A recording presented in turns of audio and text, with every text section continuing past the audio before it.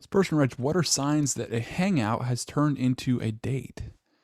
And so if you're the guy really taking the lead in this relationship and making the plans, it's like, this is what you don't want to do. You don't want to set up a date that can either be like just like a hangout where she doesn't know if you're just like trying to be friends with her, like a coffee date, like a lunch date, or it could be a date and she's not really sure. And now she's like, well, I don't really know how to really behave, how to dress. If I should like even hint at like a date because I don't want to be embarrassed. It just creates a uncomfortable situation that really isn't ideal for success. So what you want to do is set up dates that only could be considered dates. And so evening dates, dinner dates, just something you do usually later at night that, again, that can only be associated with a date. Roommate and I were debating if a date always has to be clearly established as a date. And then we were talking about times we were hanging out with someone and it felt like it turned into a date.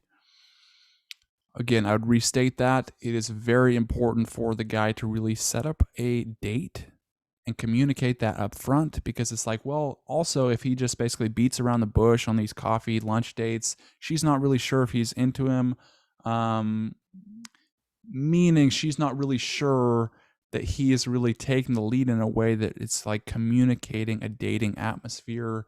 She doesn't really know how to act. He's not making any moves because it's like the situation's not right. It's like daytime at noon, and he's not making a move, not kissing her. And so it's like, if he doesn't make a move, it's like eventually she's got to be like, well, I'm just going to go find somebody that I actually would want to date, that's basically going to be direct, decisive, be masculine, make a move.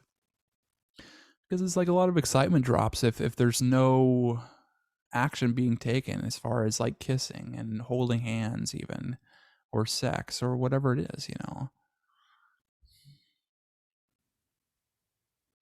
I argued that I still wouldn't call those hangout dates because me and the other person hadn't established a hangout as a date, but some signs I said were.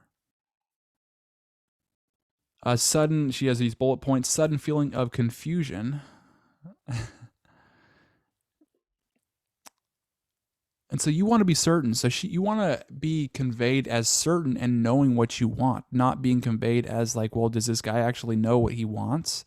Because now he's basically not being as confident, because it's like when you're certain, you're more confident. When you're uncertain, you're less confident. Feeling like you and the other person are being looked at in public like a couple. Yeah, if that's the case, and then you're like not really sure, and then you're like, well, what are we? It's like just a like awkward dynamic. The next one is subtle or blunt flirting / tension. So not being decisive, not going for it when she's signaling. It's like also she's probably not going to signal as much that she's like attracted to you if you're not setting dates in the evening where it's only can be considered a date. In those situations, that's when she's doing things like playing with her hair, flirting with you, initiating contact. Whereas just like a lunch date, she's probably not going to do as many things. And so you're not going to get those basically clues on when to make a move, when she's inviting you to make a move. And when you get caught up in that, when she's not giving you those clues, you're just trying to force things, trying to force like the situation like that, like the subtle or blunt flirting / tension. And so it's like, well, should I make a move or not? And it's just like all nervous energy. It's just not a good dynamic. It's so easily avoided if you just set dates in the evening, you know. Thoughts and experiences on when a hangout turned into a date. Yeah, it's poor setup, you know. So if you want to know how to really set up a date, how to read those signals that I was talking about, when to make a move, how to read her tests, how to communicate better, you know, what she's thinking, why she's testing, how to pass her tests.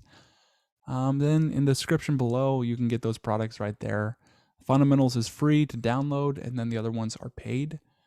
But it really just gives you that format that you can basically just replicate, implement as soon as you read it, and then start getting success.